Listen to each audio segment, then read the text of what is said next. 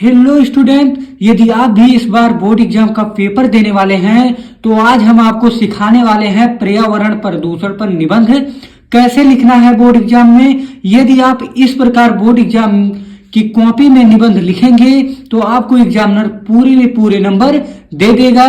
बस आपको वीडियो के अंत तक बने रहना है। हम आपको बहुत ही सहज व सरल तरीके से पर्यावरण प्रदूषण पर निबंध लिखने के लिए बताएंगे। तो चलिए स्टूडेंट, हम आपको बताते हैं किस प्रकार पर्यावरण प्रदूषण पर आपको निबंध लिखना है। सबसे पहले आपको हेडिंग डाल लेना है पर्यावरण प्रदूषण पर निबंध।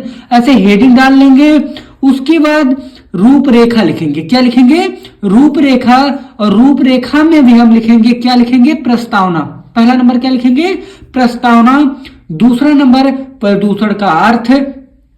तीसरा नंबर प्रदूषण के प्रकार। चौथा नंबर प्रदूषण रोकने के उपाय। और जो पांचवा नंबर हेडिंग डालेंगे वो डालेंगे उपसंहार। क्या डालेंगे?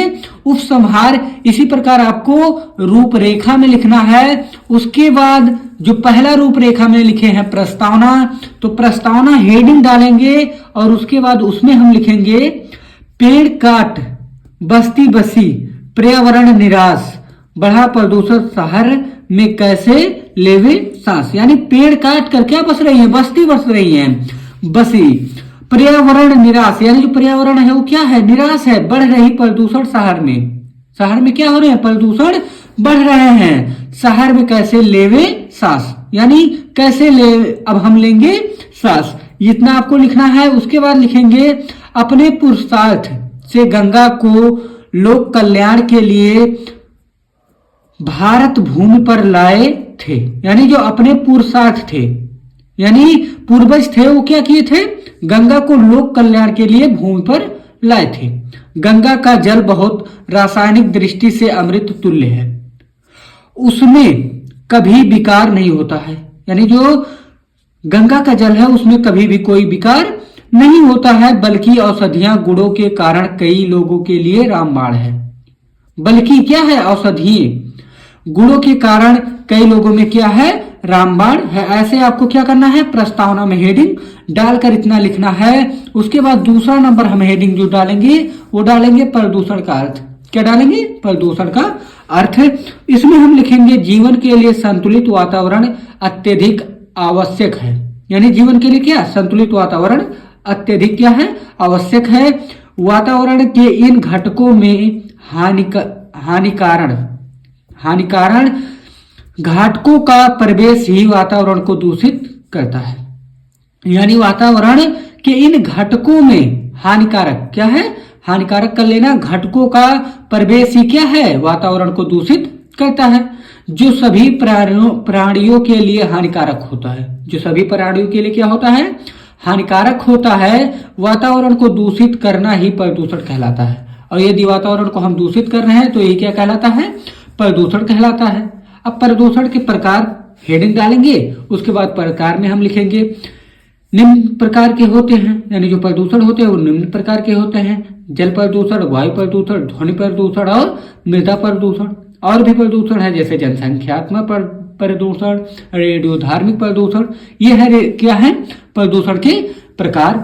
अब हम चौथा जो हेडिंग डालेंगे वो हेडिंग डालेंगे प्रदूषण रोकने के उपाय।